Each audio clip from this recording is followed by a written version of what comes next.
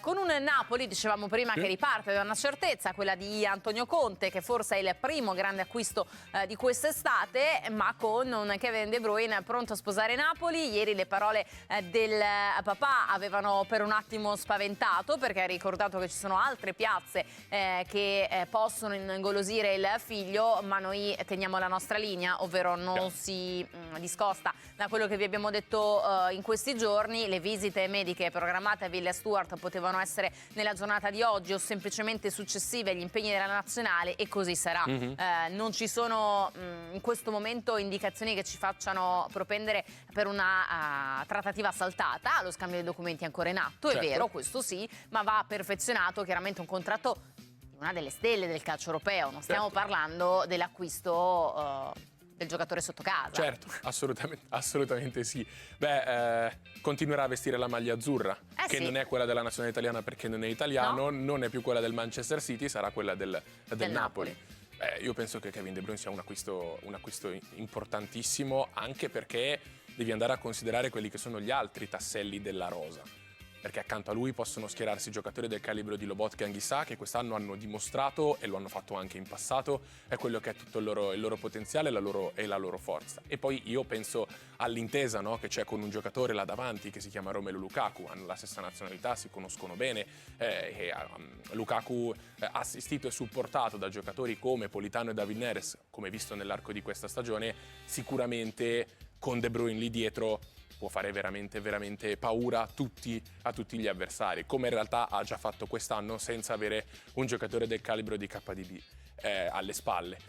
Sicuramente è un Napoli che si rinforza e che può dare continuità a un progetto. De Laurentiis ha imparato dai suoi errori, quelli fatti 2 anni fa.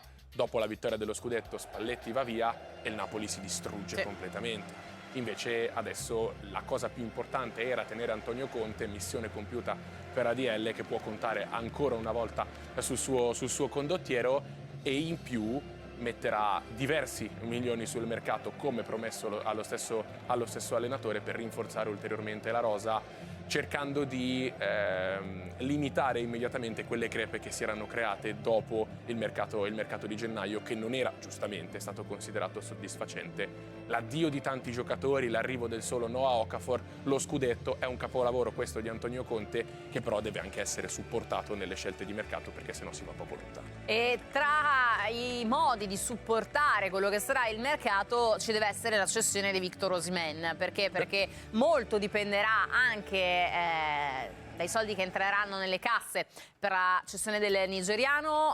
La clausola del 75 milioni vale per l'estero, non vale per l'Italia. È chiaro che il nigeriano avrebbe strizzato l'occhio alla Juventus se fosse rimasto Cristiano Giuntoli, perché era quello l'aggancio, il feeling tra chi lo ha portato a Napoli e chi lo avrebbe potuto portare a Torino, sponda bianconera. Sappiamo di quanto sta succedendo a Torino, di quello che sarà un futuro diverso per lo stesso Cristiano Giuntoli, e quindi in questo momento raffreddiamo la pista Osimhen-Juventus. Dobbiamo tenere viva quella che porterebbe alla Hilal. Anche qui i 75 milioni, il club in Arabia Saudita sarebbe pronto a metterli sul piatto per il calciatore, oltre che a gonfiargli il portafoglio per l'ingaggio. Quindi potremmo vedere Inzaghi allenatore di Osimhen? Potrebbe. Non sarebbe brutta come cosa, sarebbe ovviamente un torto fatto al calcio italiano, perché sarebbero 2 giocatori. È vero che Osimhen adesso veste la maglia del Galatasaray, ma è comunque di proprietà del Napoli, però effettivamente sono allenatore e giocatore tra i più forti del nostro calcio. Io penso che la cessione di Osimhen sia una problematica importante per il Napoli, lo ha già dimostrato l'anno scorso. La partenza di Victor Osimhen col Napoli, che ha rischiato di rimanere con il cerino in mano. Se il Galatasaray non si fosse presentato e se non si fosse trovata la soluzione del prestito, staremmo parlando probabilmente di un Osimhen ai margini del progetto Napoli, ma ancora al Napoli con un'incredibile svalutazione dal punto di vista economico, che è una logica e chiara conseguenza. Però bisogna adesso prendere in considerazione l'idea di cederlo immediatamente per far sì che non ci sia un'ulteriore svalutazione. Al Galatasaray Osimhen ha fatto bene, e quindi c'è ancora la possibilità di venderlo ad una perché cifra l'ingaggio nel nigeriano è importante. altissimo. Esatto, per questo. Se dovesse rimanere, c'è Lukaku, in questo momento ce n'è uno di troppo. Certo. E mi sembra di poter dire, dopo la grande stagione fatta, che quello di troppo è proprio Victor Osimhen, nonostante le sue incredibili capacità dal punto di vista fisico e dal punto di vista tecnico. Sono convinto che effettivamente adesso il Napoli, tra l'altro prima parlavamo anche dei centrocampisti accanto a cui si dovrà schierare Kevin De Bruyne, ho parlato di Anguissa, ho parlato di Lobotka, ingenuamente non ho parlato di uno dei centrocampisti se non il centrocampista più forte di questo campionato, che è proprio McTominay. Quindi aggiungiamo ulteriore qualità al reparto di centrocampo. C'è il rischio secondo te, Andrea, che qualcuno possa pestarsi i piedi in questo spogliatoio tatticamente al momento? Sì, forse. Sì, c'è, però io conto tantissimo sulla gestione impeccabile che ha sempre fatto Antonio Conte. Antonio Conte raramente in realtà ha avuto una rosa completa e adatta per riuscire a raggiungere determinati obiettivi. Lui poi comunque ci è riuscito, perché è un allenatore incredibile. E nel riuscire a gestire effettivamente al meglio i giocatori è riuscito a portare delle vittorie. Adesso che avrà la rosa più larga, più lunga a disposizione, forse sarà più complicato, però mi aspetto ovviamente una gestione impeccabile da parte dell'allenatore. E da sottolineare, secondo me, sotto questo punto di vista è anche la sua chiarezza, la sua trasparenza con tutti quando si esprime davanti ai media o nello spogliatoio. Lo ha sempre dimostrato e penso lo farà ovviamente anche con i suoi calciatori. Lo aveva fatto anche con Kvichak Kvaratskhelia, che secondo me resta un grande rimpianto per Antonio Conte, che ha provato a plasmarlo, ad adattarlo nuovamente al suo gioco e secondo me c'era anche riuscito, ma il desiderio del giocatore di andare via era troppo grande. Desiderio che tra l'altro è stato incredibilmente premiato perché è arrivata la vittoria della Champions, con gol tra l'altro dello stesso Kvara in finale. Stavo pensando anche all'equilibrio poi in spogliatoio non solo dal punto di vista tattico ma anche economico. Perché dico questo? Perché qualche giorno fa alla notizia di Kevin De Bruyne hanno intercettato il procuratore Mario Giuffredi a tantissimi calciatori del Napoli. Ha detto giustamente: se dovesse arrivare un calciatore di quel calibro io dovrò fare il mio lavoro, ovvero cercare di tutelare gli interessi anche economici dei miei assistiti. Questo cosa vuol dire, tradotto per i nostri telespettatori? Che se dovesse arrivare, come dovrebbe essere realmente, un giocatore del calibro di Kevin De Bruyne con un ingaggio importante, perché è un giocatore che 2 anni fa ha vinto la Champions League, perché è un giocatore che da 10 anni è stato fondamentale per il Manchester City, che è diventato il Manchester City che conosciamo negli ultimi anni, avrà un ingaggio importante. E allora giustamente il procuratore cosa dice? Beh certo, però i miei che ti hanno fatto vincere lo scudetto devono essere valorizzati. Sarà interessante anche da questo punto di vista, perché sì, poi diventa una lotta, lo sappiamo. Certo, assolutamente sì. Beh, ognuno tira acqua al proprio mulino e quindi si prova a dare importanza a determinati profili piuttosto che ad altri. Però ripeto che secondo me l'anno prossimo ricordiamo che ci sarà anche la Champions League. Sì. Quest'anno avevi una rosa più corta, ok, l'anno prossimo vittoria del campionato vuol dire anche qualificazioni in Champions, vuol dire aspettative superiori e quindi anche per questo Conte ha detto interveniamo tanto sul mercato. Io rimango, ma mi dovete promettere tanto sul mercato proprio perché avrò bisogno di una rosa più larga a disposizione per poter affrontare al meglio tutte le competizioni e sono convinto che sotto questo punto di vista riuscirà a eseguire bene delle rotazioni e soprattutto portando dei giocatori di qualità, cosa che magari quest'anno non è riuscita a fare l'Inter al 100%, perché sì, alla fine è arrivata in fondo a tutto, ma c'è arrivata stanca e non ha vinto niente. Sì, se invece dovesse arrivare un giocatore come effettivamente, e come sembra essere vicino a fare Kevin De Bruyne, ecco che immediatamente ad un livello di centrocampo già alto porti un ulteriore tassello di incredibile qualità e quindi la possibilità di eseguire delle rotazioni al meglio per non arrivare alla fine di tutto stanco e poter competere veramente in tutto.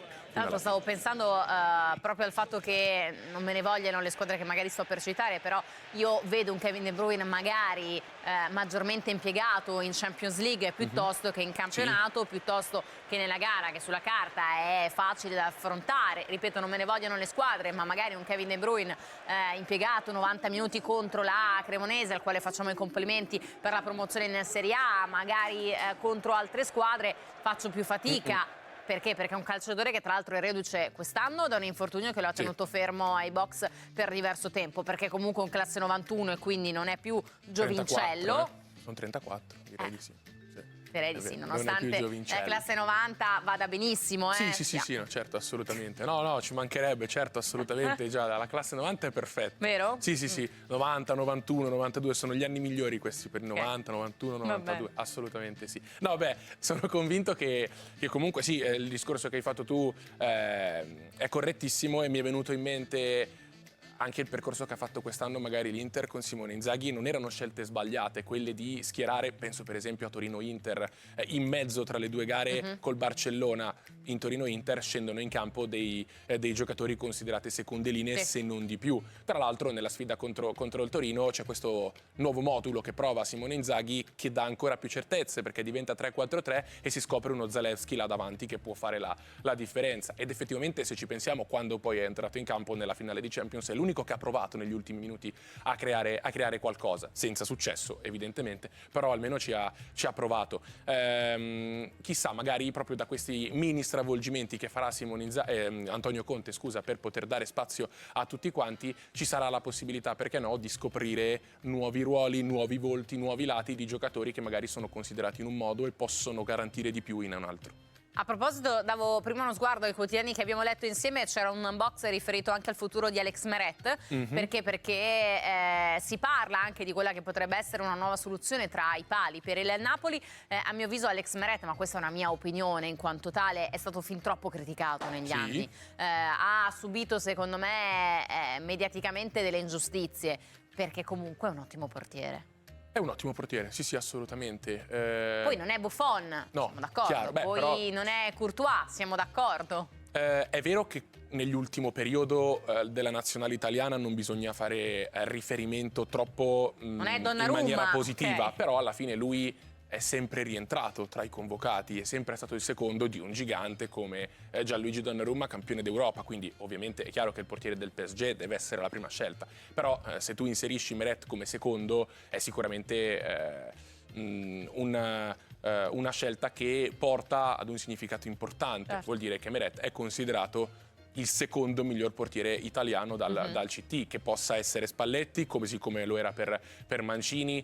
Ricordiamo che c'è anche Vicario, c'è anche Di Gregorio, sono tanti i portieri italiani che effettivamente stanno facendo bene negli ultimi anni. Se Meret continua ad essere scelto, significa che effettivamente ha qualcosa di importante. È vero, poi possiamo fare anche il ragionamento, Spalletti allenava al Napoli e quindi è affezionato ad Alex Meret. Ci credo poco a queste cose, perché la stessa cosa la faceva anche Mancini, lo convocava sempre, e anzi in diverse gare di qualificazione con magari un'importanza inferiore ha anche giocato dal primo minuto e poi per tutti i 90 minuti. È un portiere sicuramente affidabile, è un portiere campione d'Italia, da protagonista, perché ha giocato praticamente sempre lui, quindi non si può dire niente a questo portiere. Chiaro è che se dovesse andare via bisognerebbe poi andare a prendere una scelta importante. Io penso che Caprile in questo momento possa ricoprire il ruolo di portiere titolare al Napoli, perché secondo me è un grande portiere. Chiaro è che se arrivi per fare il secondo, è un classe 2001 Caprile, quindi non è più ventenne o diciannovenne, quindi disposto a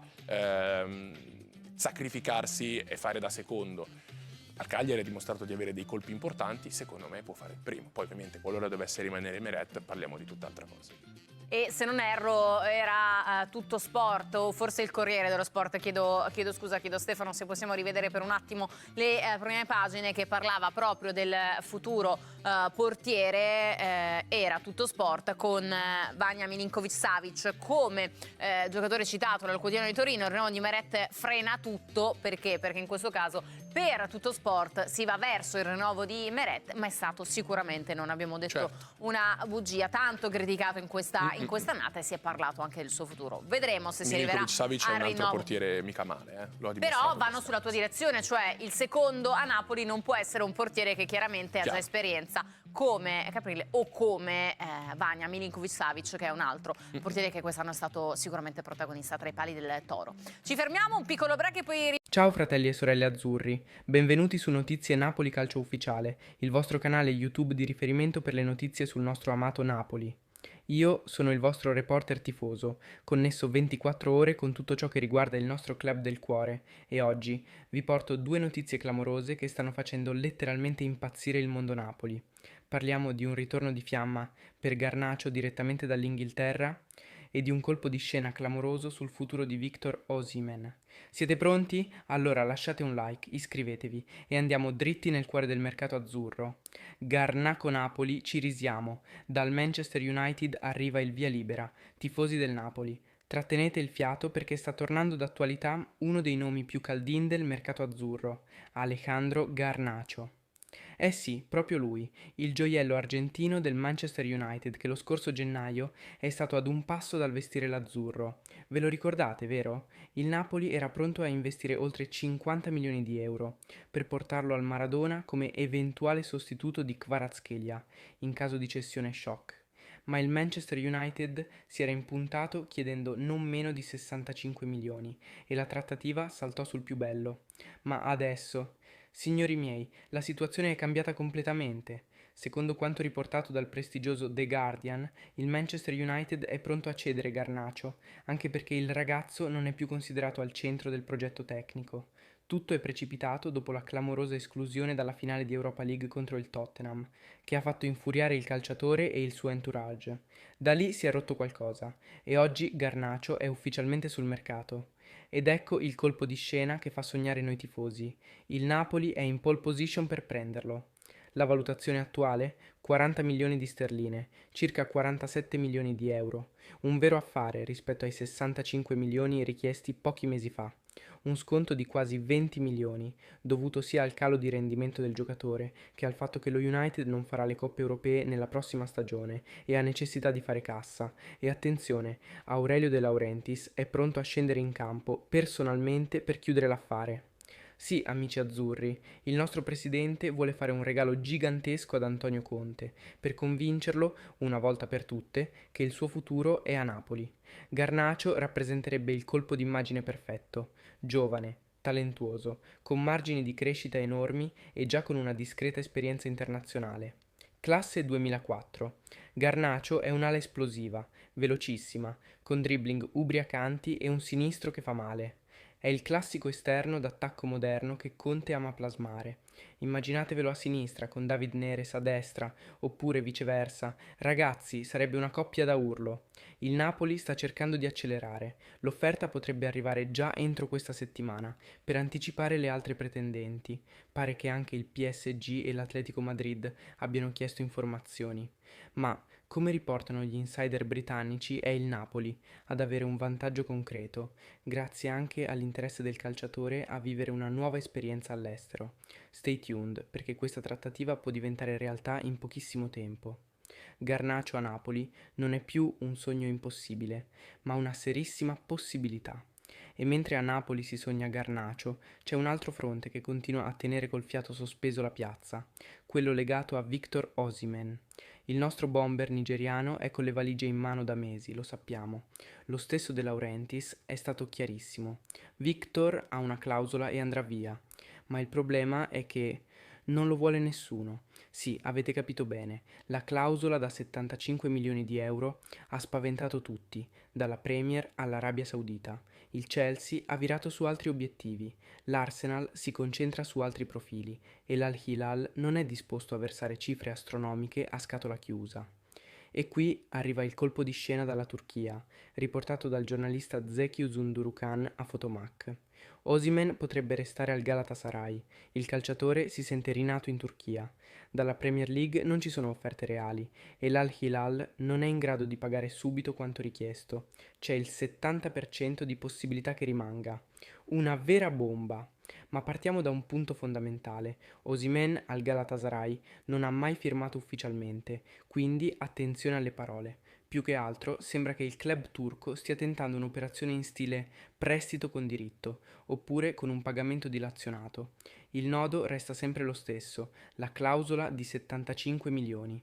Nessuno sembra volerla pagare per intero e anche la Premier, che fino a qualche settimana fa sembrava l'unica vera pista concreta, ha frenato. E allora, cosa succede se il Galatasaray trova una formula creativa? Cosa succede se il Napoli accetta un pagamento spezzato pur di liberarsi di un ingaggio pesante da oltre 10 milioni netti all'anno? Il futuro resta incerto, ma una cosa è chiara. L'ipotesi permanenza in Turchia non è più così folle come sembrava. Osimhen si sente bene lì, ha ritrovato continuità e fiducia e i turchi, dopo aver conquistato la Super League, vogliono fare il salto di qualità anche in Europa. De Laurentiis non ha fretta. Aspetta l'offerta giusta, non svende, ma potrebbe accettare una soluzione creativa, soprattutto se nel frattempo riesce a piazzare il colpo Garnacio o altri investimenti importanti in entrata. Ragazzi miei, il calciomercato del Napoli è più caldo del sole di Posillipo a mezzogiorno.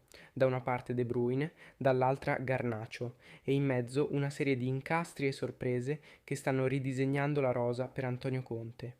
Il possibile arrivo di Garnacio sarebbe un segnale devastante alla Serie A. Il Napoli non vuole solo partecipare, ma dominare ancora. E occhio alla situazione Osimhen. Restare al Galatasaray oggi non è più una voce campata in aria, ma una pista concreta. Voi che ne pensate? Garnacio è il colpo giusto? E Osimhen, lo cedereste anche a rate pur di andare avanti con un nuovo progetto? Scrivetemelo nei commenti, lasciate un like, attivate la campanella e restate connessi, perché qui su Notizie Napoli Calcio Ufficiale il calciomercato non dorme mai. Ci vediamo al prossimo video e come sempre, Forza Napoli sempre!